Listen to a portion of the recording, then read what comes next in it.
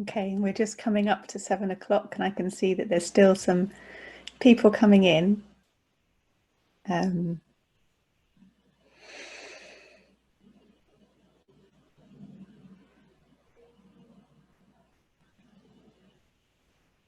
So thank you all for being here.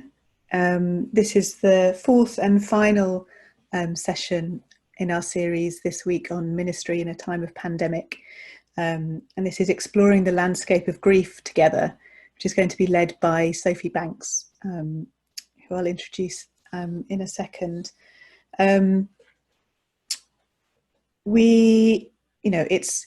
It's clear why we need to be thinking about grief right now. Some of us have lost loved ones in the recent weeks, and many of us are worried about other loved ones. We don't know how long this situation might go on for. It's an incredibly difficult time, and at the same time, as well as losing loved ones, there's a sort of general sense of grief in the air, collectively, and not just from loss, but from change as well.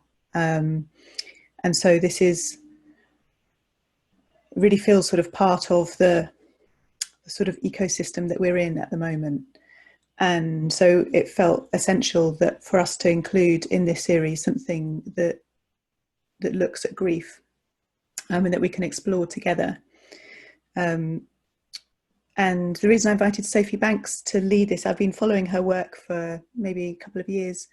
And so she's been leading ceremonies and workshops around grief for 12 years.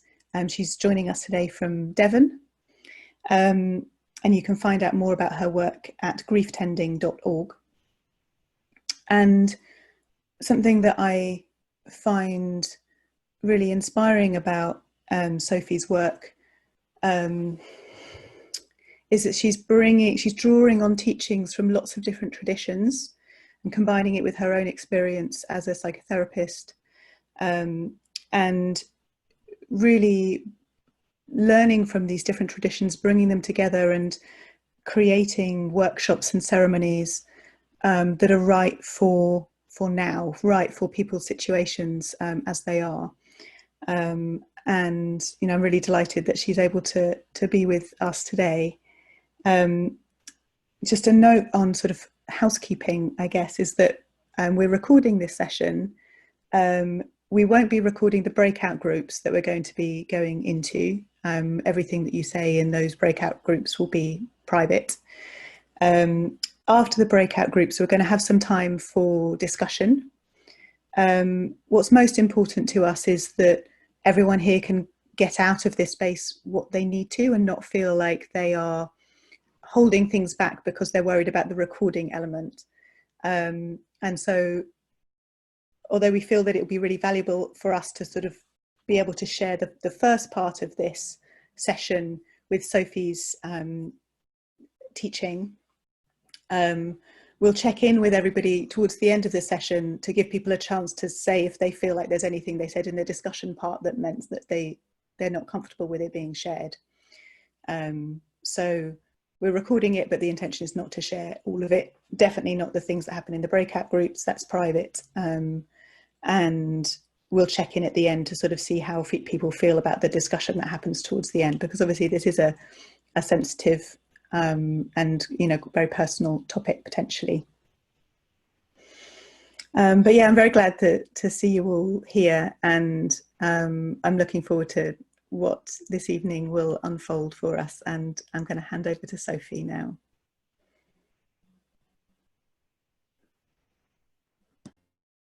Thank you, Liz. Thank you. So yeah, I want to add my welcome and say how great it is to be with so many people to explore this topic of grief. One of the things that I think is part of what's causing much of the suffering in our society in these times is that in the culture that I grew up in, certainly I felt like we had no way of sharing our grief together. So personally, I never witnessed adults in ceremony or finding a way of supporting each other to really fully let grief flow.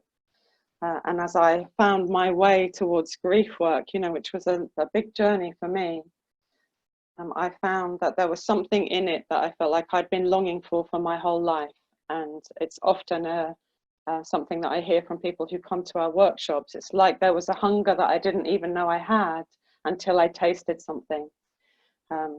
And part of that for me is that we don't do grief just on our own. It's fine to do it on our own when that feels right, or when that's all we can do. And maybe we do it with a tree or with a pet or with another non-human being, but there's something about doing it together, or acknowledging our need for spaces for grief together, that I think is a particular kind of healing medicine that I think our culture is really missing. So a huge welcome to all of you, and I hope you're bringing maybe a drop of your own grief as well as your curiosity, and I hope that there's also, you know, good support for you in whatever's unfolding for you in these times.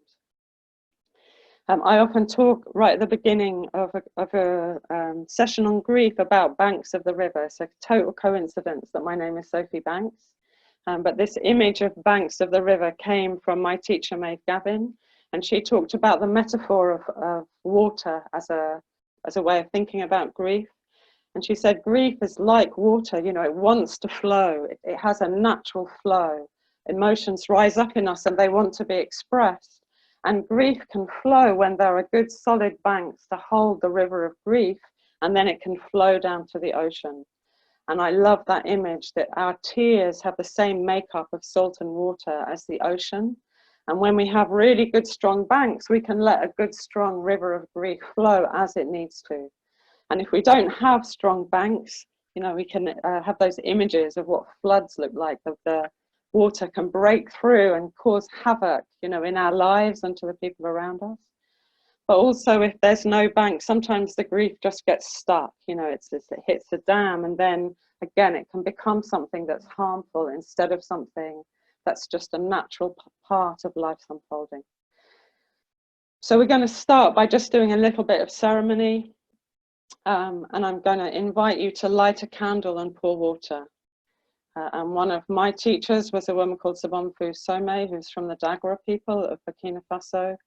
In her village, they used to do a grief tending, a ceremony for grief, maybe once a week. And it was seen as part of the hygiene, like the emotional cleansing of the village, that you would come to that grief tending. And if you missed it a few times, people would come and say to you, you know, why weren't you there? So this idea of creating ceremony for me is a really beautiful one. And again, I grew up in the culture I grew up in, there wasn't really ceremony. So even this, you know, we're finding our way with something together, and I'm going to offer these very simple things of lighting a candle that exists in many traditions. And we've added pouring water, you know, partly because water is such a good representation of grief. But also there's something about the balance of fire and water that I think is really lovely to pay attention to. So I invite you to light your candle. We're just going to have a couple of minutes of silence while you do that. Light your candle and pour water. And as you're doing that, you might want to speak aloud, or you might just want to imagine calling in and maybe giving some gratitude to things that feel supportive. It might be a person, it might be a practice, it might be your pet, a place in nature. It might just be a quality like compassion or flow or honesty, whatever it is for you. So we'll just have a couple of minutes of doing that.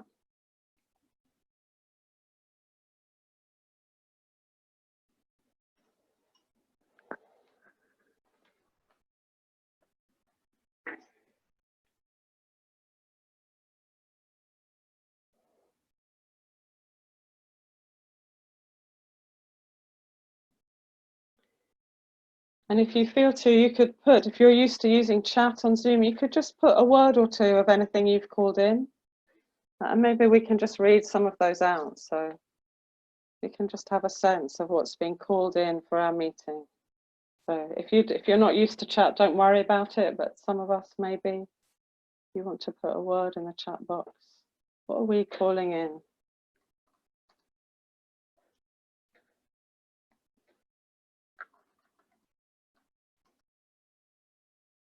So we have things like the light that never goes out, peace and equanimity, honesty, shalom, salam, tears, love, serenity, permission, setting aside time and space for grief. Wonderful. So feel free to keep adding if you feel to.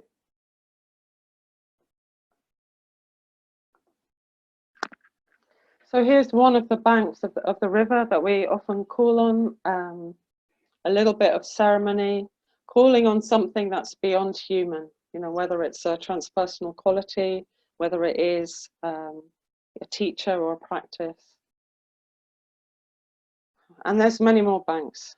So we're going to call some of those in and do some more of that as we go along. I just want to say a little bit, again, I've been running online grief workshops, which is a really interesting experience. You know, I wasn't at all sure that it would be possible to switch the practices that I've shared and learned into an online environment. But one of the things that has felt really helpful is to speak to people at the beginning and remind all of us, including myself, something about what happens when we're on Zoom. So often when we're on Zoom, we're watching the screen, and it's like our awareness can kind of get sucked into this visual screen that's in front of me, and we can lose touch with our bodies. So I just want to invite you to spend a moment to close your eyes and just let go of the screen. And if there's some, you know, if you're sitting in a chair, just really feeling what's supporting your body in this moment. Just really coming back into the body. A friend of mine said our first resource is the body. And if our body is struggling with pain, it's really present with us. It can be hard to really feel present in the moment. So we might also offer a little bit of gratitude to this body, however it is, including the bits that are maybe painful or where there's tension. And we might just give a bit of breath, maybe taking a few deeper breaths.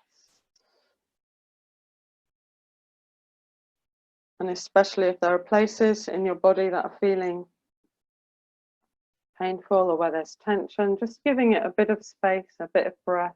And you might even place your hands somewhere. You know, we might place our hands on the heart or on our belly and just feel our nervous systems respond to our own touch in a similar way to how we respond to the touch of others. So one of the banks of the river for me is physical contact. You know, it's not true for everybody, but for many of us, the quality of kind touch is an enormously comforting thing, something that many of us are really short of in this time of social distancing or social isolation. But we can give some of it to ourselves, so just letting ourselves have some of that. And I invite you to keep coming back to that. So it can be really lovely when we're feeling something, just to feel the support of my hand on my heart, or wherever your body wants it. And as we go through, I invite you to keep letting go of the screen and coming back, shutting your eyes, even turning away from the screen. If you'd rather follow this whole session lying down, you're really welcome to do that. For me, self-care and looking after ourselves is absolutely at the top, much more than whether we can see or be seen by other people. Great. So one of the banks of the river absolutely is each other, and we're a large group, so we're not going to hear from everybody, but we thought we'd start by just putting the whole group into little breakout groups. So you're going to be put into a group with 2 other people. And I'd love you to just share a little bit with those other 2 people. So if you brought objects, something for support and something for grief, just say a word or 2 and show, if you feel to, say something about those objects. So I might show that I've got an amethyst stone, and for me that represents the quality of unconditional love. and I might have something else, like I'm looking around here, I've got a data stick, you know, the pain of only being able to connect through the virtual world. So just a short sentence or two, and maybe just a few sentences. What's bringing you to this evening's session? What's bringing you to this conversation about grief? So Rory's going to put us into groups, and he's going to put the invitation in the chat box, but also it'll come through as a message in your breakout groups. You'll automatically find yourself in a breakout group. And we're also just going to give you 2 or 3 minutes each. So you'll see a message on the screen when it's time to move on to the next person. So Rory, if you can set us up to do that, that would be fantastic. So welcome back, everybody. We just wanted to check that the technology was working. Were you receiving messages from Rory? Just give us a wave or a nod if that was working. Great. So that's fantastic. So the next bit of this evening session is I'm just going to talk about grief for about half an hour, and then we're going to do a little experiential practice. So we're going to do one of the practices that I often share on the workshops that I run, so we can actually do something together. And then there's going to be a bit of time for conversation and reflections and questions, anything else that wants to be spoken, and we'll finish at 9 o'clock. So again, just really encouraging the sense of self-care. You can look at the screen, but actually if you're more comfortable away from the screen, really feel free to do that. So just doing whatever supports your body. So I'm going to speak about grief. And the first thing that I want to ask, I just want to have a sense of what our kind of cultural experiences of grief have been and what shaped us. So I'm going to ask this first question. As children, if you remember back to your childhood, did you ever see adults, just give us a wave if you had this experience, where you saw adults really being supported into a full expression of their grief when something had happened to them, like a bereavement, a separation, an upheaval that took them away from their place? Did you see cultural practices or, you know, the support? So just give us a wave if that was true for you. You really saw that. And just notice, you know, we can't see everybody on the screen. Can you just keep waving? I'm just curious. So a few of us, and quite a lot of us, said no, shaking our heads. It certainly wasn't true for me, and I'm really delighted that there were some of us who had that experience. And often when I ask groups, the people who've had that experience weren't brought up in England, or they weren't brought up in the same white European culture that I was brought up in, and some of them were. And I have a second question that I'm just really curious about. As a child, or, you know, as a young person, did you feel like your grief was really supported to be welcome? Did you feel like you were welcome to have the full range of experience, from, you know, rage to steep sorrow to expressing your fear and anxiety to anything else? So again, if that was true for you, you really felt there was support for you, give us a long wave. Maybe a little bit, some people, and if not, then, you know, maybe there's a shake of the head, or, yeah. So I just want to acknowledge this landscape, this kind of cultural landscape of grief. And I've been felt incredibly privileged to be with people like Sobonfu Some, and to learn from traditions that had a living cultural practice, a social technology of grieving together. So Sobonfu was from the Dagara people in Burkina Faso in Africa. And I also want to acknowledge the grief for me of how much her culture has been harmed and is being disrupted by the arrival of white people and my culture. So just acknowledging, for me, that's part of the field of learning grief practices from indigenous cultures that are often very under threat, if not having already been destroyed. And another of the teachers that I'm going to mention, Martin Practel, who learned from the Tujitsu people, the Mayan people in Guatemala. I just wanted to read a few quotes from his book. So this is one of my favorite books about grief, The Smell of Rain on Dust. That's probably back to front view, but we'll put some references, make them available afterwards. So I just wanted to read a bit about some of his quotes. What is grief? Grief is an obligation to the life one has been awarded, an obligation to life to make more life. Grief is necessary. When there is real loss, grieving should never be avoided or postponed. Without grief, the world would cease to renew itself. The world would cease to exist. Grief permeates life, and grieving can take many forms, but grief can never be outrun or simply thought away, transcended or meditated into non-existence. Necessary grief, when shunned or unattended, can easily hide for years, even generations, in the skeletal structure of the family collective psyche.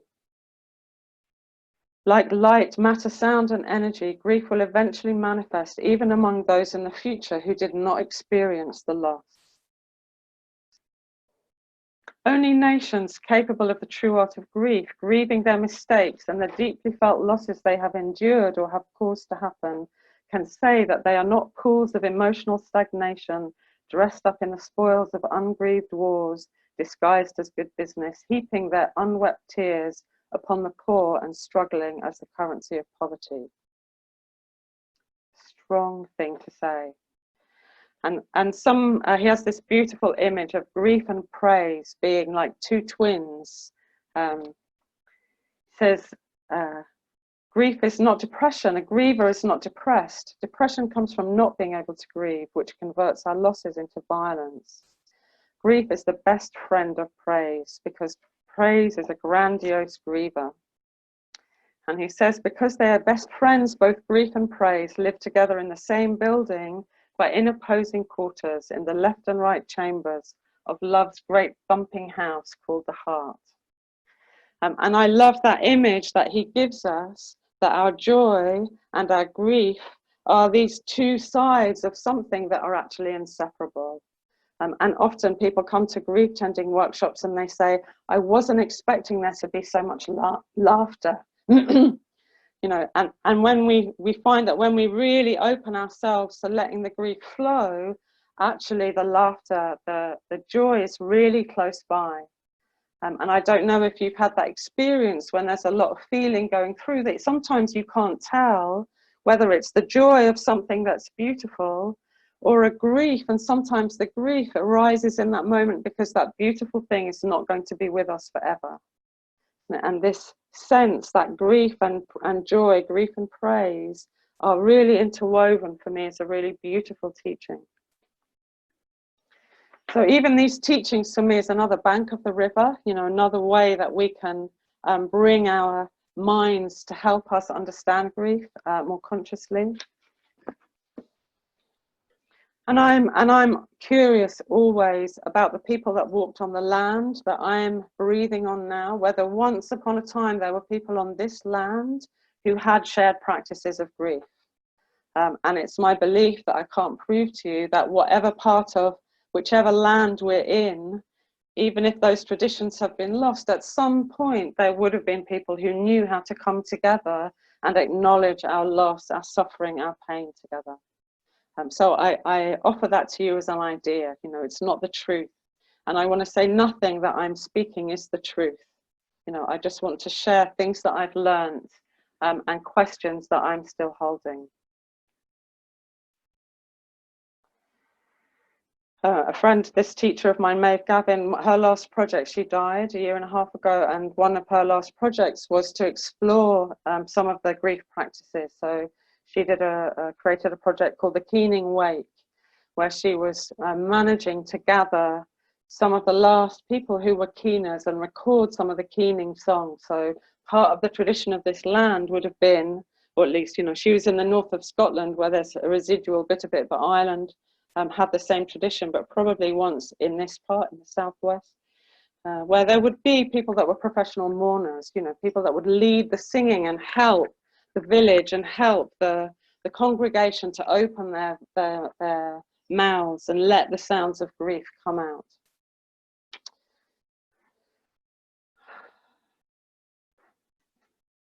So I'm going to speak a bit about grief and different sources of grief. And one of the things that I notice is that often when people speak about grief in this modern European culture, the only grief they're speaking about is the grief of loss. You know, the grief of bereavement or loss of relationship or loss of health. And for me, one of the things that has felt very helpful is to really widen the understanding both of what feelings are included in grief and also what the different sources of grief might be. So for me, grief is not only about sorrow, it's also about anything that brings us pain, any kind of pain. So it might be also about our rage or our outrage or our frustration, our disappointment, all those different forms that anger can take. But grief for me also includes the places in us that are fearful or anxious, where we contract, and often when we're scared, it's like we're too scared to let our hearts open. So our fear gets in the way of us being open to life and open to loving connection. And then there are many forms of sorrow and its different tastes. But there are other feelings that also I think are welcome. You know, we might experience feelings of guilt or shame that are often the most difficult feelings to bear and where we most need strong banks and good support and helpful practices. But I also include the places in us that are so stuck like the frozen river or so overwhelmed like the flooded banks that actually all we've got to touch into is our numbness. All we can feel is the place where something is stuck or feels frozen or out of reach, or our grief feels like it's right on the other side of the mountain and we have no idea how to get there. So sometimes, you know, people come and their intention is to be in touch with their grief, and actually they spend the whole workshop sitting with that feeling of nothingness, emptiness, numbness. And for me, that's also welcome and part of our work of resurfacing. So sometimes I think grief can be like a work of excavating. It's like we dig down and we find, you know, through the numbness, there's a layer, but actually that layer is just covering more and more layers. And often one of the griefs is the fact that there was no space to tend this grief when it arose. So we excavate these layers of all the times that I couldn't fully grieve, and somewhere at the bottom is the thing that originally happened. So I'm just going to speak a bit. Another of my favorite books is Francis Weller. I'm going to show it to you. See the picture, it's probably back to front. Someone will probably put it in the chat because there's some wonderful people helping us out. It's called The Wild Edge of Sorrow. He's written other books about grief. He's really, he learned a lot from Malidoma as part of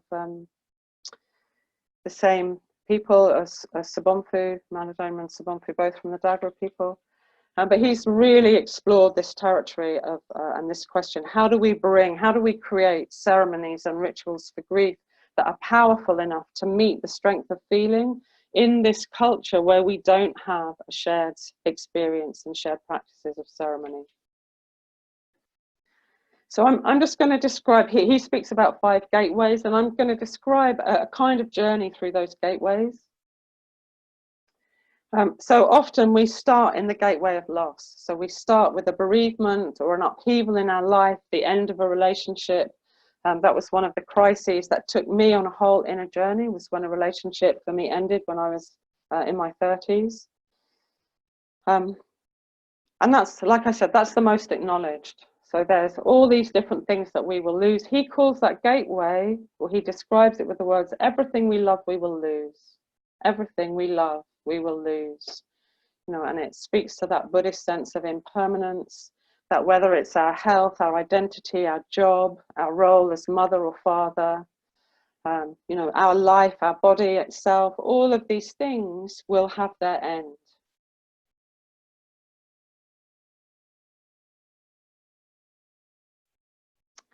So often when we have one of these losses, we can feel the grief of that loss. And sometimes when we go through that gateway, actually we notice that the grief we're feeling, or the fear or the anxiety or the experience that is stirred up, is somehow disproportionate to the current loss. And if we let ourselves, and if we have the opportunity to take the time to dig a bit more in this maybe excavating process, we'll find that actually this present loss is stirring up old losses and old things that happened to us when we were much younger. So if you feel like that's a familiar thing that's happened to you, just give us a wave. You've noticed, you know, my relationship ended last summer, and I found myself in a kind of state of really acute anxiety, and it didn't make sense until I realized that a very young part of me was remembering that when I was very young, there were times when I felt very abandoned and very frightened. So this present separation as an adult was stirring up much younger and very intense feelings. And Francis describes this, he calls this the gateway of the parts of us that have not known love. So most of us have had events that happened as children where we felt overwhelmed, where we felt really extreme states of feeling, and there wasn't the support or the time. Perhaps our parents or caregivers were themselves overwhelmed, or didn't have the tools, or simply didn't have the time and resource because of what they were dealing with to really support us through the full expression and recovery from that experience. So this second gateway, parts of us that have not known love. So often when we find ourselves in this landscape of grief, that's another place that we can find. And when we tend it, there can be a lot of release. And it's almost like we can be calling those parts of ourselves that may be shut down when it was too much for us. We can feel like we're calling them back to life again and reawakening parts of us that kind of got stuck, got lost somewhere in the past. And sometimes this gateway, you know, these gateways don't come in any particular order, but I'm just sort of imagining a possible journey. But when we look back at that and we remember what was happening when we were younger, often it leads us to another gateway, the gateway of ancestral grief or ancestral trauma. So what were the ways of being with grief that my parents learned, and what did they learn from their parents? And back through the generations, what were the things that happened, like Martine says, these ungrieved traumas, these ungrieved events that come down and are still impacting the generations, even the ones who don't know what happened. So one of the things that I was really grateful to find my way to when I was working as a therapist was family constellations work.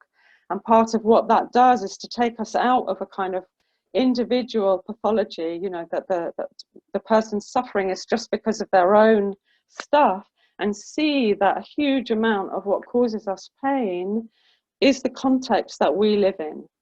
You know, our suffering is not just our suffering, but to do with the whole family system that we're part of.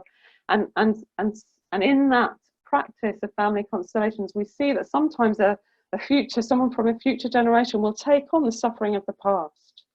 And that may be that there's a practice of silence, or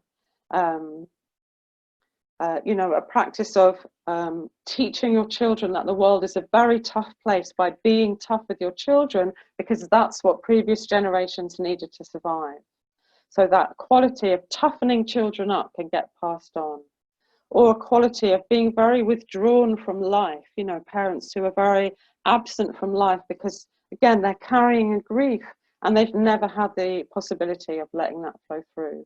So for me, this isn't about blame or kind of, you know, making previous generations wrong. It's simply acknowledging that many of our ancestors were in times and enduring experiences where there wasn't the resource or the practices or the understandings for things to be fully healed in that time. And the legacy of that comes down to us. And often, you know, each of us will pass some of that on to future generations, because that's just what happens. I'm going to just widen out from that and speak to another gateway, which Francis Weller calls the sorrows of the world.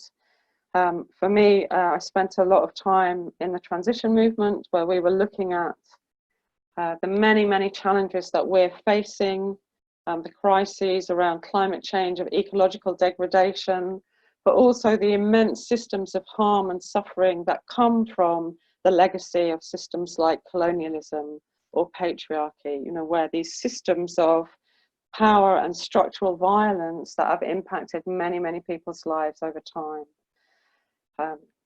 And for me, part of the beauty of the teaching of this gateway is that we're not separate. So when we see others suffering, it touches our hearts too. When I see the suffering of people that are being displaced by climate events or by war or by oppressive regimes, their suffering touches my heart as well. And that's not my pathology. I think there's a genuine, wired in, empathic quality that we have as humans, where even if we see the suffering of animals or the cutting down of trees or the destruction of a beautiful landscape, it touches something in us where we feel a sorrow and a sadness. And for me, that speaks to our capacity as humans to be interconnected with everything that's living around us. We're not separate. And that fact, you know, the fact of our interconnectedness brings us both the possibility of immense joy and the beauty and wonder of that interconnection, and with it comes this grief that when something out there suffers, I also suffer.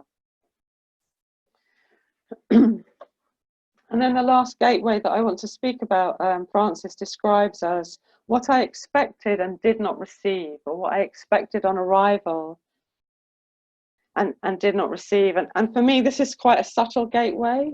And it's a bit like the thing that I was saying, like I had a hunger for grief, shared grief spaces that I didn't even know until I found that it existed. And I suspect, again, I can't prove it, and this is not the truth, but I think we're wired up and that human beings evolved in communities where grief and sharing grief was part of what bonded us back together into our communities. So for me, it's natural that we feel all kinds of little hurts and irritations from just the everyday business of living together, you know, little feelings of being not seen or poked, or feeling a bit of shame, or feeling the irritation, you know, that person keeps doing that thing. And especially when we're living much more in communities of being around each other every day. But somehow when something shook us all up and our grief needed to flow, there was something about that process where the need for each other to be the banks of the river, to hold each other, would bring us back. And seeing somebody in their grief would open the grief for all of us, maybe in our little community, and we would remember how connected we are, how deeply connected we are, and how much we need each other. And for me, that's certainly been part of the experience that I've had again and again when we open a space for grief ceremony or for grief practices. And Joanna Macy is another of my teachers. Her work, the work that reconnects, invites us to feel our gratitude, to go to the banks of the river, our gratitude for this amazing, beautiful, interconnected planet and the life that we have, and then to honor our pain for the world. You know, and she sees that when we do that, we come together and we feel our sense of wanting to stand for life and stand for each other. I mean, I think there are many things that we expect on arrival and don't receive. You know, one of them that I feel really aware of is I feel we're wired to expect some sense of justice and fairness in the society that we're part of.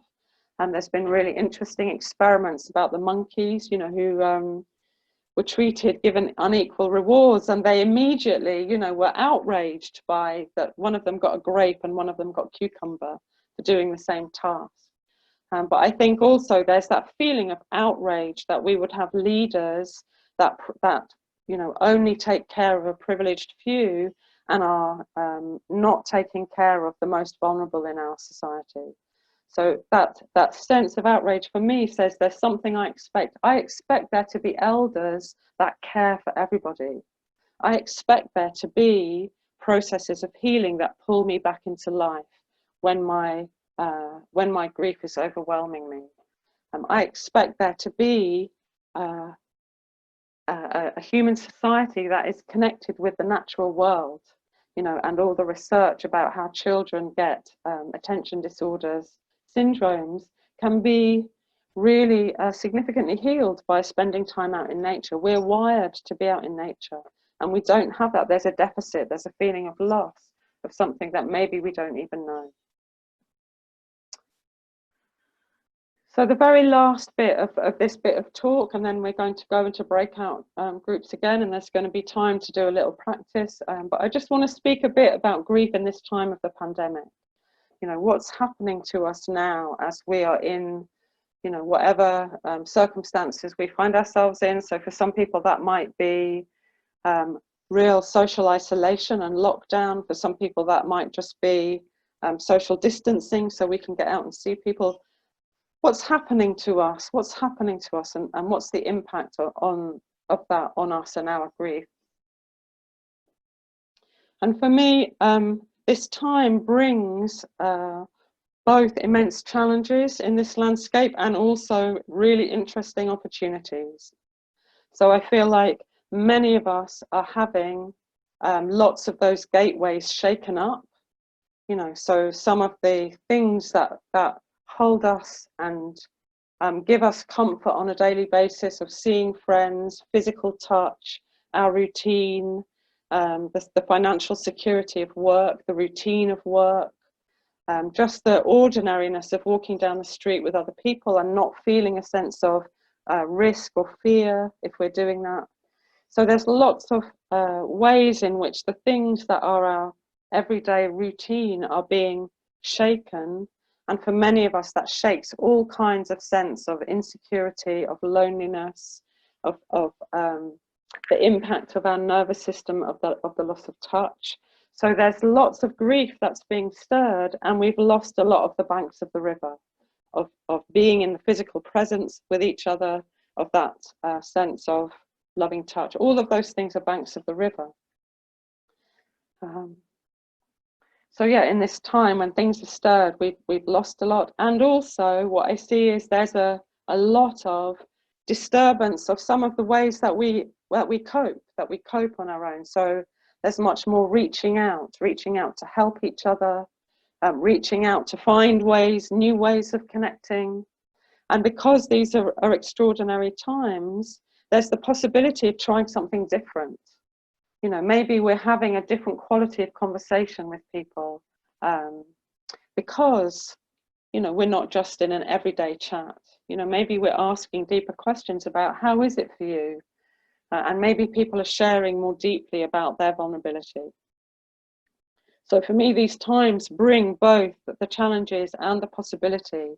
And I think some people are coming towards grief work that wouldn't come in other times, because things are stirring for them, and because they're trying something new, or because the feelings are getting more intense and harder to hold. So I feel like both of these things are stirring. And of course, there are some very, very intense experiences around grief that are very specific, of people that are dying, loved ones that are dying, and we can't go to them. You know, of funerals happening that we can't attend. Of not being able to be with our children or our grandchildren. So all of these things that are being stirred up.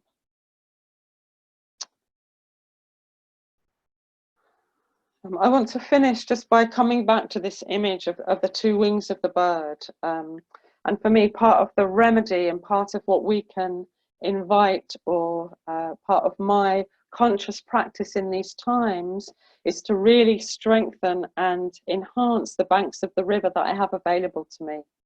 So, you know, I'm spending more time phoning elderly relatives and just checking in with them. I'm spending more time making connections and having deeper conversations with my friends. In the household that I'm with, and I feel lucky that I'm with other people, it feels really important to me that we speak our gratitude. You know, we're lucky we've got nature, but actually to go on seeing what is still good in life and naming that and calling attention to it is a practice that again exists across many, many traditions. And it can feel a bit clunky in our tradition because it's not so much a practice for many of us. But actually, every time I do it, I feel I feel renewed. There is wonderful neuroscience research that says gratitude practices is one of the things that has the most lasting effect on our mood. That if we just write and journal 3 things we're grateful for at the end of our day, it's one of the things that helps us to feel happier in the most long-term way. So some of these things, and also just appreciating each other. So when we're doing kind things for each other, just really taking the time to appreciate the contact, the friendships, and the people that are around us.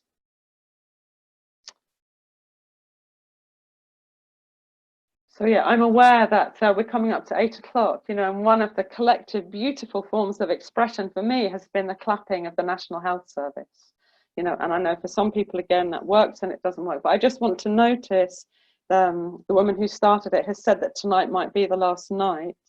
So we're going to go into the shared groups in a moment, but we'll pause at 8. And if you want to go and join in with the last clap, I want to really encourage us to do that and to take that moment to do that. Because for me, that has been part of our shared expression of our deep appreciation of people that are putting their lives at risk to help and serve others. Okay, I could talk about grief all night, but I'm going to stop there. And I hope there's been some ideas that are new or some things that are of interest or feel useful, and please take anything that feels helpful and just let all the rest of it go. So, you know, you may disagree with much of what I said, and for me that's totally fine. Like, let us all find our own way with this landscape and this territory. So I'm just going to describe this practice that we're going to do, and then I think it's about 3 minutes to 8, so I'm hoping I'm going to be able to do that in 3 minutes, and then maybe we'll just take a couple of minutes to go and clap if we want to, but we might also just have a little comfort break, and when you come back, you'll be in a small group and Rory will post the instructions. So this exercise is a little writing practice. You're going to be in pairs, so I hope you've got a pen and paper. If not, feel free to go and get one.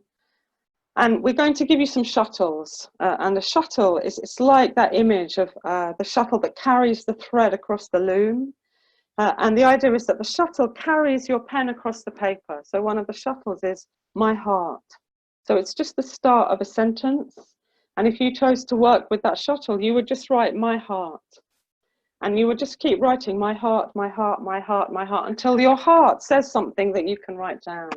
My heart wants to speak about the beauty of human beings reaching out for each other in these times. And maybe that's the end of that bit. And then we come back to the shuttle and let it carry your pen again. My heart, my heart. My heart is longing for the touch of the grandchildren that I can't see because of lockdown. So these shuttles are just inviting us to express something. It could be the joy, it could be the grief, whatever comes, our fear, our numbness, what's stuck. We'll give you a list of shuttles. And the idea is to stay with one shuttle for the whole, you're just going to write for 5 minutes. Stay with the shuttle for the whole time. So thank you, Rory's putting the shuttles in the chat. I'll read them out in a moment. And really not to let your thinking mind be in charge of this. So the idea is to let different layers of our being put something on the paper. So it might be my heart, it might be an old part of me, a young part, it might be, you know, something, that's just out of awareness, but actually when we feel it, it's really got some energy to it. So yeah, thank you, Sue. We're going to choose one shuttle and just work with that one shuttle. If the shuttle's totally not working, feel free to try something else. You know, don't stick with something if it's not working. Clapping started. Let me just finish the instruction then. When you've finished at 5 minutes, we'll send you a signal, and then you're just going to, if you choose to, you're just going to read what you've written to your partner, if you want to. I really encourage you to do that, but if it doesn't feel right, please don't feel any obligation to. And when your partner's heard it, you're not going to get any commentary or questions. They're just going to say, I hear you, or I'm with you, or thank you. So there's just going to be a very simple acknowledgement, and then take a breath, and then the other person's going to read. And there'll be a little bit of time at the end for you to complete, and then we'll bring you back to the main room. So I'm expecting we'll be back, we'll check the time, but it'll be at about 8:15. Okay, we'll post all those instructions into your breakout rooms. So if you want to go and clap, go and clap. Get everything that you need and be in your breakout rooms in a few minutes. Thank you so much, Sophie. And I'm glad that we've had a chance to give people an opportunity to go and join the clapping. You can hear it outside now. Great, let's go clap or do what we need. Thanks, Rory, for setting us up with the rooms. So welcome back, everyone. So we're just going to do a bit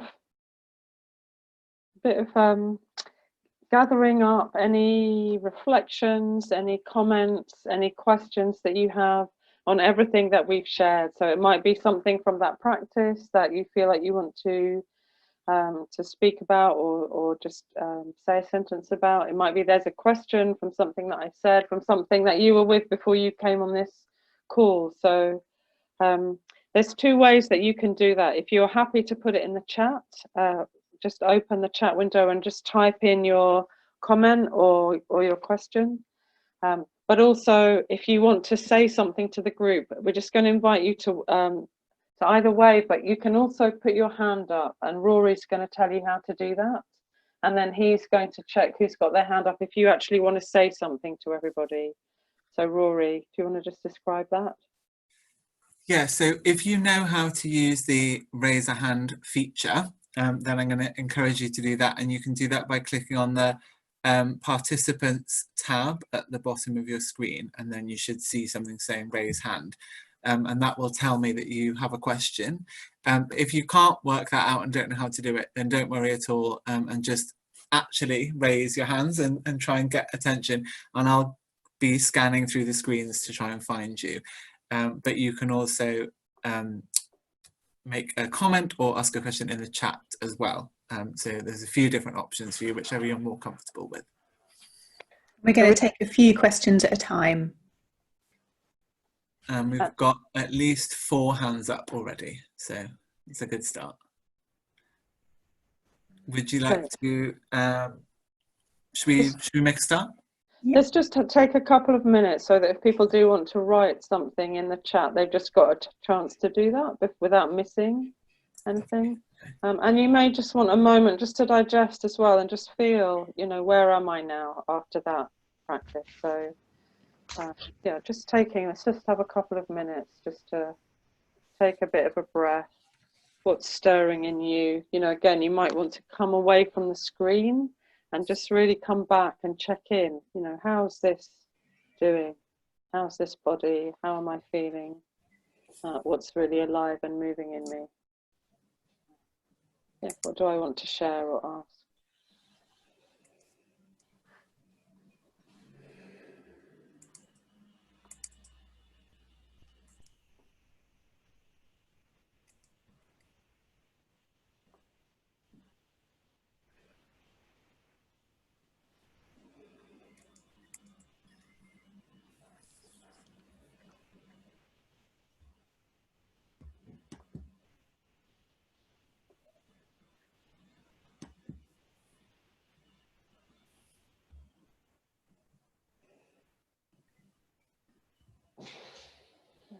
So, Rory, do you want to just invite people that have got their hands up to speak? Is that good? And so as Liz said, we're just going to take a few questions or reflections, and then if there's things to answer, then I'll answer them. So let's hear a few people. Great, okay. So the first question is from Letty Hawthorne. So Letty, I'm just going to unmute you now. And yeah, the floor is yours to ask the first question or make the first comment. Thank you. First of all, I just wanted to say what a privilege it is to be in this session this evening. I'm finding it really useful and lovely to connect with people as we go through. And I was thinking back to training in pastoral care and the idea of delayed grief. And so my question is really around how people who have lost somebody during this time, who've lost a job, who have that sense of loss. How do we help them so that it doesn't become complicated, it doesn't become psychotic in a sense of grief, and help them through? So ways of catching them before they fall. Thank you. Okay, and our next raised hand is Bill Darlison. So Bill, I'm just going to unmute you. And the floor is yours, Bill. Thank you. This is a reflection really on the whole meeting. There were 77 participants right at the very beginning, and only 14 of them are men.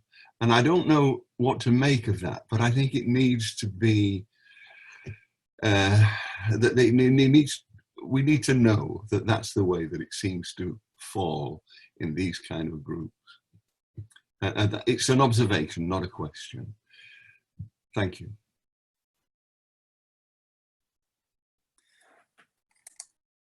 Thank you, Bill. Do you want to take some from the chat, or do you want to keep going through the raised hands? So in the chat, we've got a question about the practice, which is what to do with the results of your writing, if anything. Is there benefit at looking at it again or analysing it, or is it just there? Great, and should we just do one or two more people? That would be great if there's any more hands up. Yeah, so the next person with a hand up is Manju Ray. So Manju, I'm going to unmute you now. Right, okay. So it was a really enlightening session I never had before, though I lost my husband in 2017, and before it's a natural process. I'm going to be 70, but within a couple of years anyway. But not my question, my reflection, possibly there are another mechanism, another way. So when I lost my mother at my age of 12, my elder sister was 13, and I overcome a very positive way, whereas she never overcome. She has got grandchildren as well. She still remain there.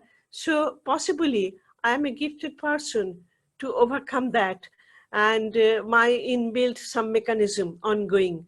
And it is not that I'm heartless or I don't have any feeling.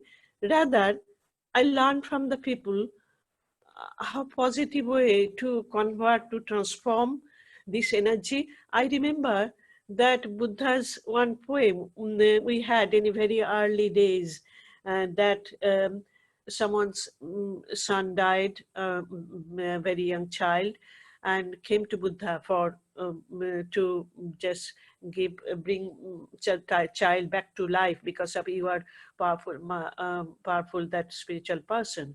Then Lord Buddha said, okay, you go to an home, then bring one fistful of mustard seed, from that family or house who never had any grief. So naturally, that that end of the story, that he just wandered everywhere and didn't find a single house without grief. Okay, and then asked Buddha, just enlighten me that to get the to show me the path. How can I? It is known story that. But just now, I never remembered, but now I remember this story, fortunately.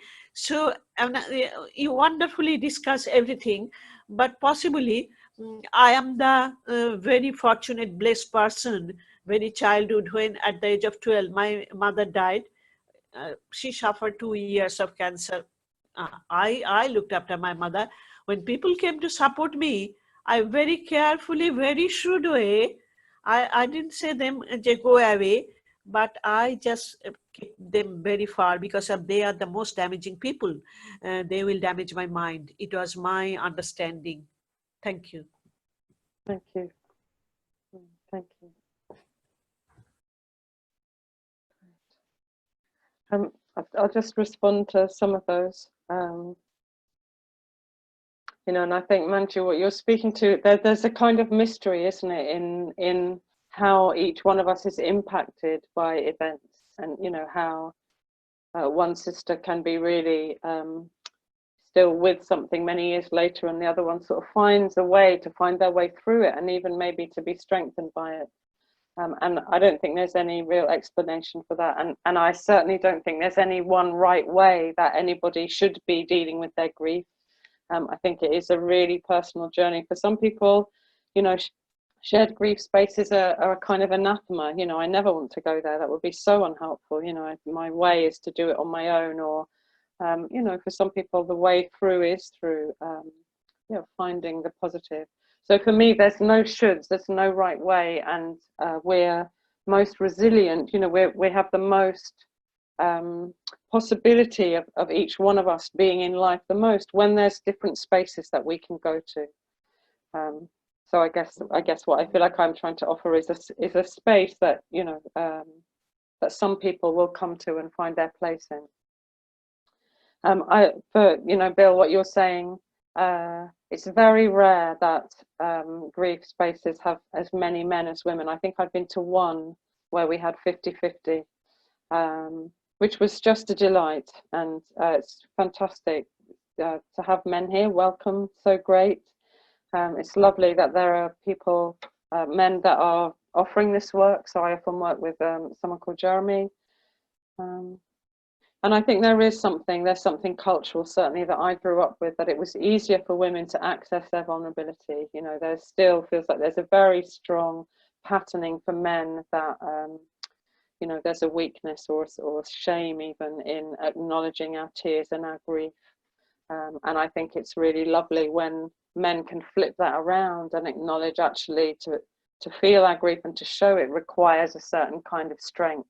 And the men that can do that have an extra layer of courage, I think, you know, often to go against what's seen as a sort of cultural norm. Yeah, and Netta, you spoke about delayed grief. You know, how do we help people that have lost someone during this time? And again, I don't think there's any right answer. And the main thing, isn't it, is how could we, in my language, you know, I might say, how could you be the banks of the river for that person? Like, what is it that they need?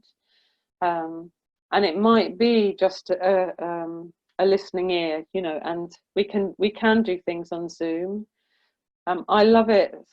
I love to offer the possibility of being held by something bigger than just the human.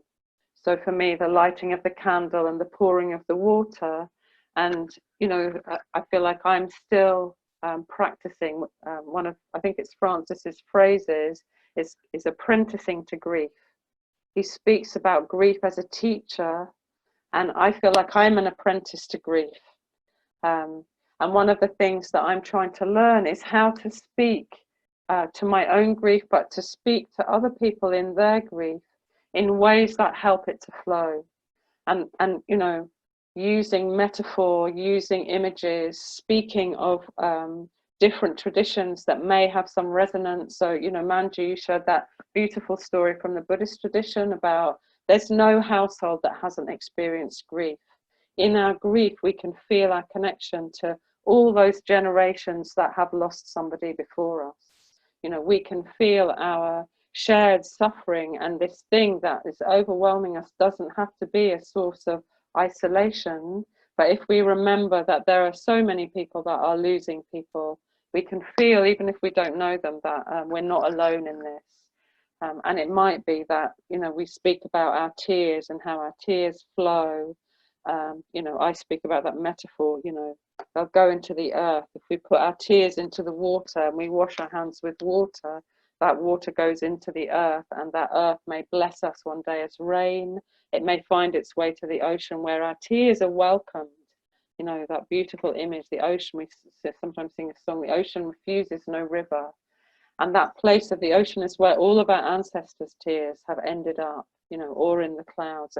So this feeling for me of letting our grief and speaking in ways about our grief that reminds us that we're part of a whole, suffering, joyous, connected, living and dying and birthing species and web of life on the planet. You know, but I'm sure you have experience, isn't it? And each one of us has our own experiences and ways of speaking that can be helpful to somebody. But I love this idea of offering ceremony, not trying to bring it, but offering ceremony. Would it help to write a poem? Would it help to write something about that person you've lost and read it to me, about what you love about them, what you miss? I think using creative methods, you know, writing, poetry. Is there a song they loved you want to play to me? Anything that helps both the joy and the grief. And I love this sense of you know, of inviting both, the celebrating of that person and what they meant to you, and the inseparable grief that their loss means.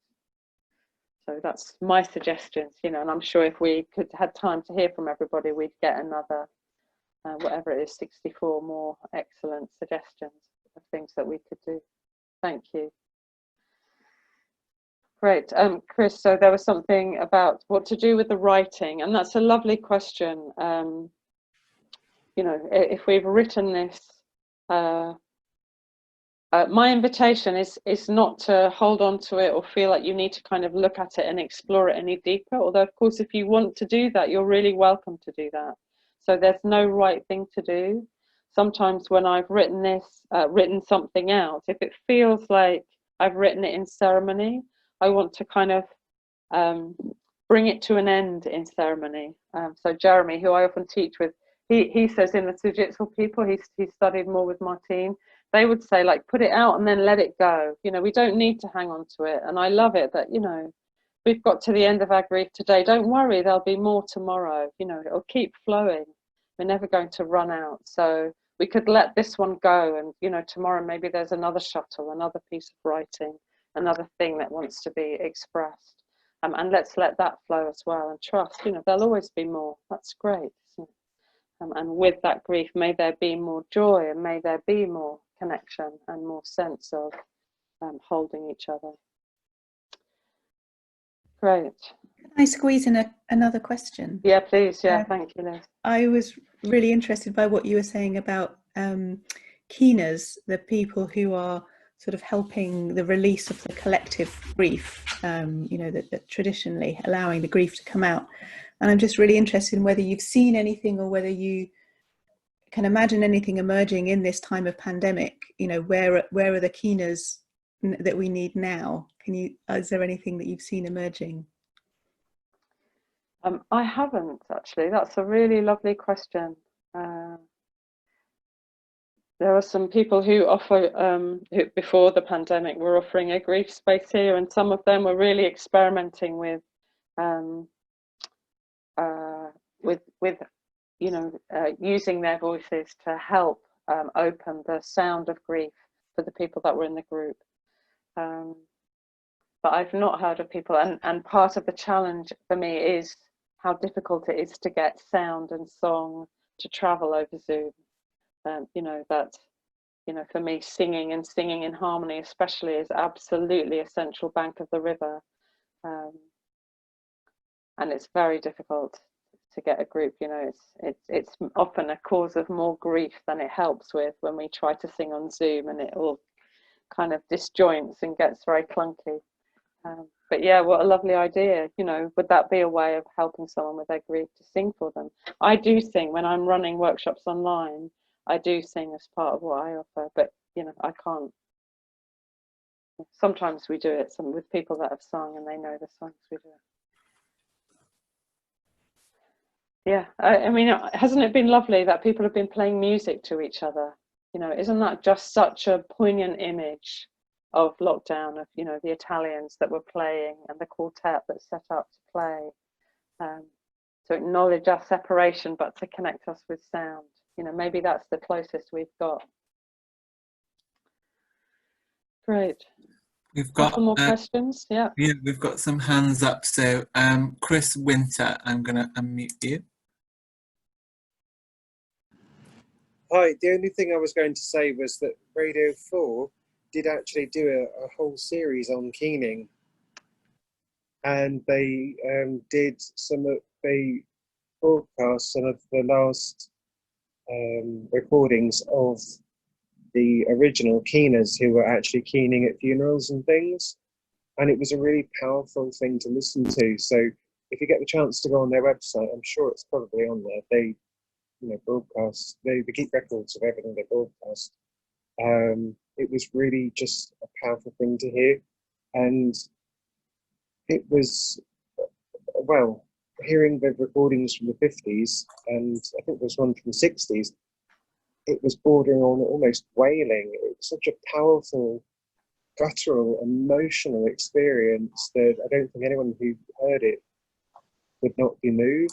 So that was all I was going to say, was that if you go and have a look, you can actually hear some very authentic recordings that are quite powerful. Right, thank you. And if on my, I can't remember the exact title of Maeve's website, but she created something called the Keening Wake, which has a link to that, some of that Radio 4 program. So it's on the links bit of my website if you can't find it, but people are putting connections into the chat window. So fantastic. And was there another one as well, Rory? Yeah, so I think Manju has another Again, I question. just want to contribute that you did mention that, Sophie, that that professional mourner is common in India, and not everywhere, a particular region, and the rich people paid more money to gather more people, more mourning. It's a status symbol as well. So, and wonderful drama I just watch in its stage up, that is a life of a person who used to do, and how that lady was gradually betrayed and separated, and her cry, that is different story. But I must share that in India we believe that not is a loss of property or the business or share market, and the person, departed person, we believe that the soul is immortal, and that's why a special ceremony to celebrate that, for a smooth journey to the next stage, wherever that soul is going. So that is the great satisfaction someone can do, his or her level based, that offering with a belief that to easy passage of the soul from this life to another stage, wherever it is. So that is very common. That is the funeral that we do.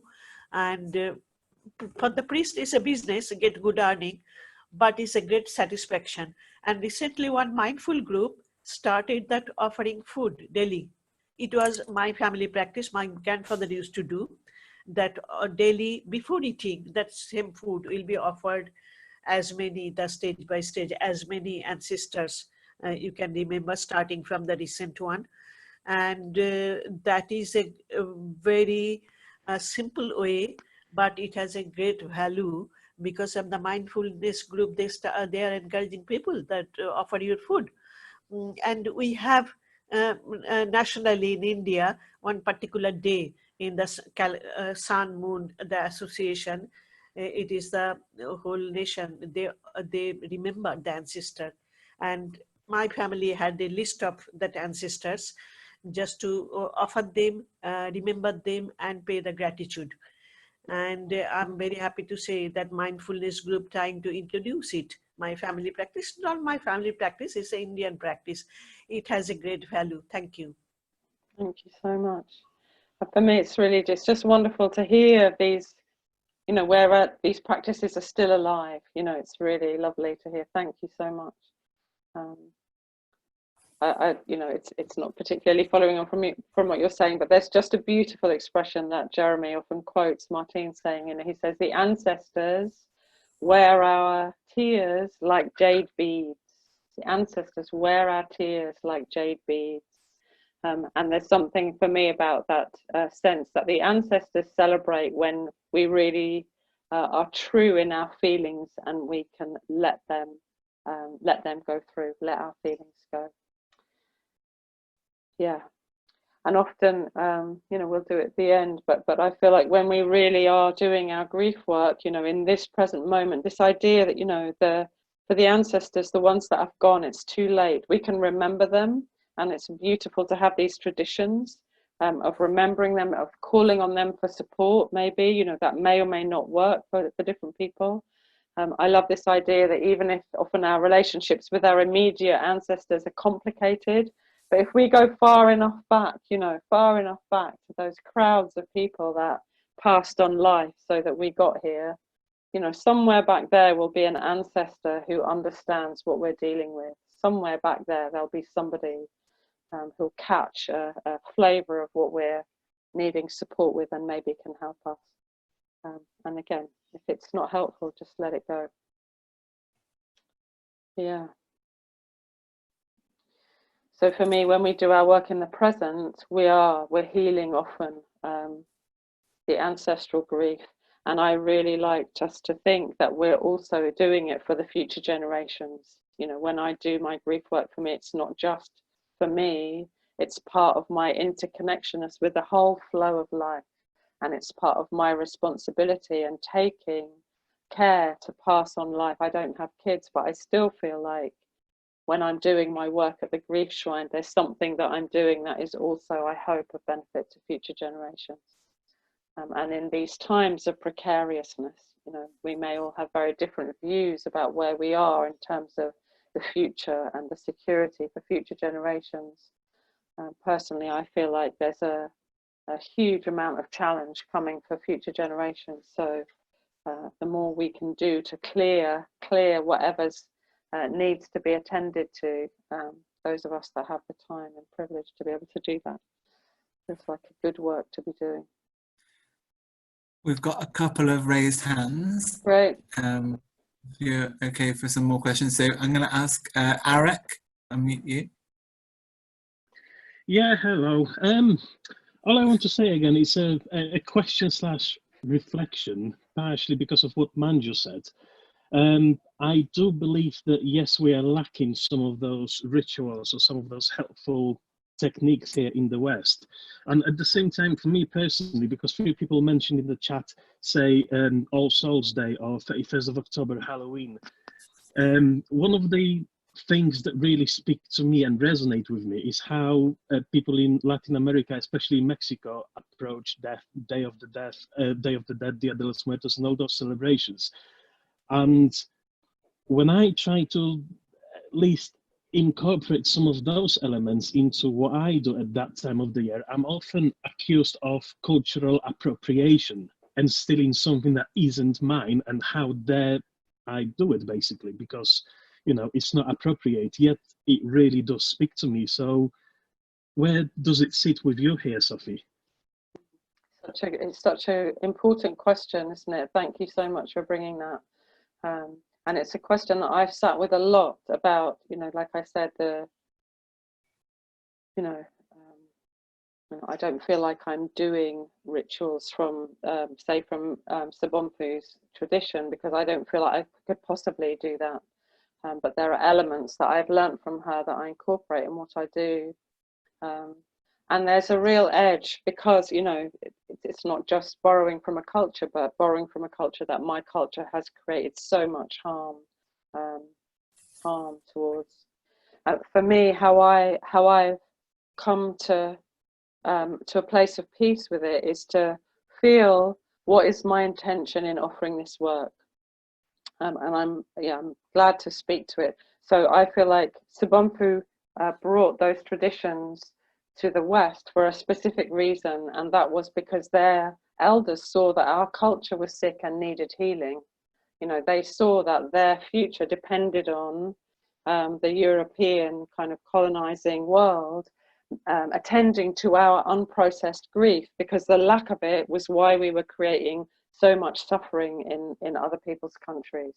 So that may be a worldview that you agree with or don't agree with, but that was why they came, Malidoma and Sobonfu came, seeing that we needed something from their culture that we had lost. So for me, she came with an intention to share practices in order to support cultural healing. and she started a training, and she actually died before that training was completed that I was attending with her. But I feel like I'm clear that when I'm doing grief tending, I'm not just doing it to support people to kind of carry on in the craziness of our culture that is so destructive. So if I'm opening spaces for grief, I'm also inviting that we're healing our relationship with each other, with cultures that are across the world, that we're attending to the damage that is being done, and with the natural world where we're creating so much harm as well. That is, for me, this isn't just a practice about keeping people sane enough to carry on in a culture of destruction. It's about repairing and transforming that whole culture. And that's why it's not, for me, just about doing our individual grief work. It's about developing and reweaving, you know, from what for me was just a desert, reweaving cultural practices that might possibly help with that transformation. You know, I feel like we either wake up and transform, or the future's really, really bleak for future generations. So for me, this grief tending work is part of that practice. And for other people, they take it in a really different way.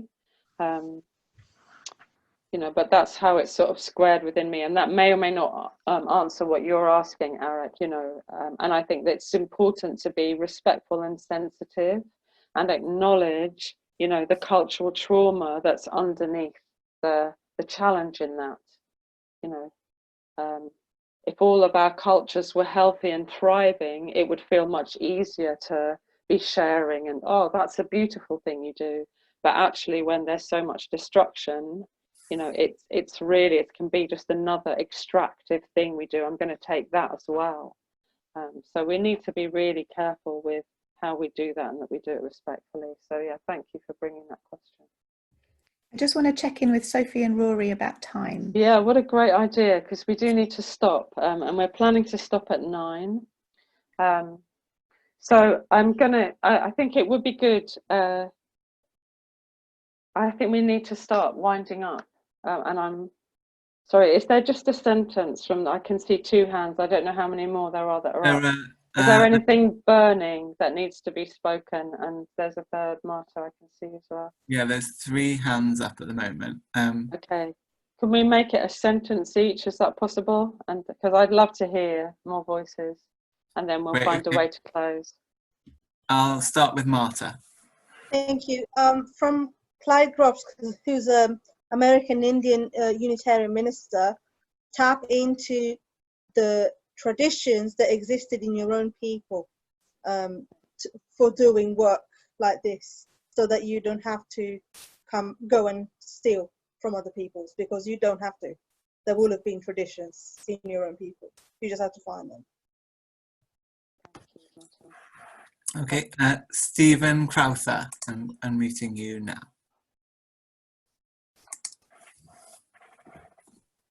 Can't hear you. Doesn't quite work.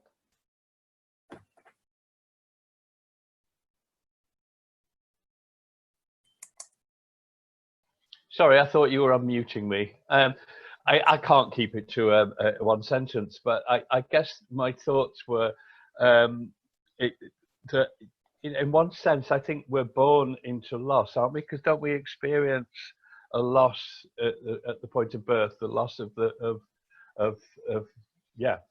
home that we had, and it sort of lays the groundwork for then all the accumulated losses that we experience in our life. So I think there is so much space and so much room for grieving. That's not just about the loss of a loved one or the few, you know, the traditional sentences. That was all. Sorry. Yeah, trying to keep it to a sentence. Lovely. Okay. Thank you. Bye. And then we've got June P. So I'm going to unmute you now.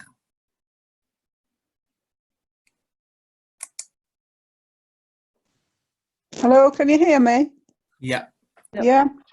I read a book recently written by someone who believes too much time is spent on going through our grief and letting it all out, and that actually prevents us from moving on when we could move on. I just wondered if you could quickly say what you think of that. I think it's really possible to get stuck in a kind of cycling of suffering, of sorrow, and for me, when we do that, it's because we haven't touched the bottom of it, and often that means there's not actually the support we need to really get to the full depth of it, or that you know, sometimes we come out of our childhood, you know, some of us come out with an avoidance, and some of us come out with an identification with suffering. And I think, you know, there's all kinds of ways that we can relate to suffering in ways that are healthy and not healthy, and that's certainly one of them. But I think to suggest it as a general habit in a culture where I think we're much more averse to letting grief move through in healthy ways than encouraging of it, you know, so I think it's much more unusual that people are encouraged to get stuck than that they're encouraged to put it away too early. That's my experience. But I certainly think it's possible for people to get stuck in there. And sometimes we need to invite people to find the way out. And for me, the journey of grief is not about just going in. It's about building the banks, going in, and then coming out back to the place where we feel resourced and connected, and we can go back to our lives living from a place of joy. You know, and then the next wave will come. So, you know, Stephen, like you're saying, every change has a loss, right? There's no way of avoiding that. So yeah, thank you for bringing that too. I think that's a really helpful thing to add. Great. We've just got a few minutes, so I'm just going to suggest that you yeah, I'm just going to suggest that we just take a breath together. You know, we just have a moment of silence, and maybe if you still have your candle burning, I've still got mine. Just see if there's anything that you want to pour water for. So if there's anything that's touched you in this meeting, just find a way to offer that to the water. So let's just take a moment to kind of finish this ceremonial part together. And as we have a minute of silence together, just see if there's something that you want to take from this, something that you're taking forward. It might be an intention, a new insight, it might be just a new sort of feeling of openness, whatever it is. So I'm going to just share my candle. We'll have a minute of silence together.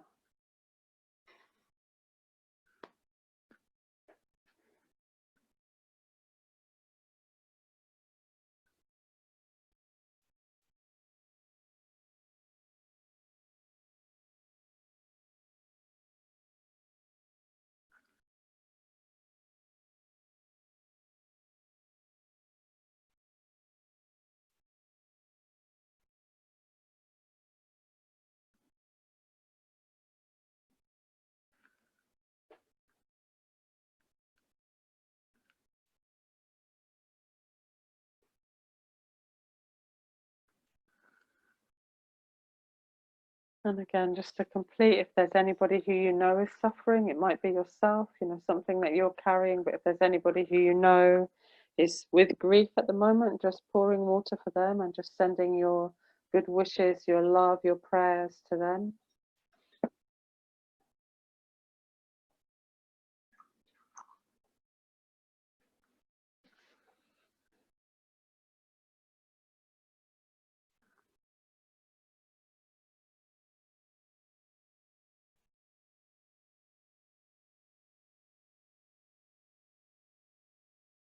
And then just acknowledging all the ones who we don't know. So all the people that are struggling, that are suffering, with all the many, many different things that can afflict us as humans. So just sending our love, sending our care, our prayers out to all those that are suffering in this moment. May there be some peace, may there be support, may there be a way through.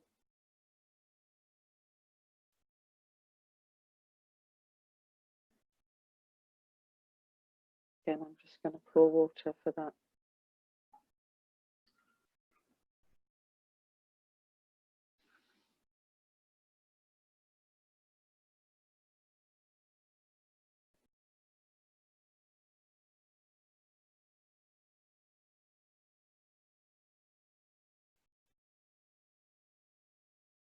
And I want to make a dedication from this evening. So my dedication is may any benefit that comes from this, the sharing, from any ripples that go out with each one of you into your lives, may it benefit all of the ones that have gone before, the ancestors, and the grief that couldn't be healed then. May it benefit all living beings, and may it benefit those that are still to come. And may our continued insight and commitment to doing our work and to supporting each other in our grief, may it go forward to future generations, the young ones that are with us today. May it be a blessing and a support to them. So I'm so grateful for all of your sharing and wisdom and company on this journey. So grateful to Liz and Rory for your fantastic support and facilitation and for inviting this conversation. And inviting you to we'll blow our candles out together at the end, but I'm going to take the water and I'm going to pour it as an offering to some bit of soil. So it might just be a pot plant, but it might be that you take it out to a tree, and I'm going to invite it, like pour it as a sacred thing. May it be a blessing to all the living beings that are touched by that water. So that's how I'm going to end my ceremony, but I invite you to find whatever way of ending feels good for you. So Liz, are there any last words that you want to share with us? And then we'll just blow our candles out together. Just to say thank you for all of the riches that you've shared with us and that everyone shared with each other. It's a real pleasure and privilege to have you with us. And for those of you who are interested in finding out more, then you can look at Sophie's website on grieftending.org, and there's some events coming up in the coming weeks, and maybe it's something that we'll want to explore together further as well. So thank you all for being here, and thank you, Sophie. Thank you, Liz. Thank you so much. Yeah, and go well in your evenings. May you find whatever you need for whatever river is flowing for you at the moment. Thank you. So we blow our candles out together. And Rory, maybe you can unmute us so we can hear the puff of wind of many breaths.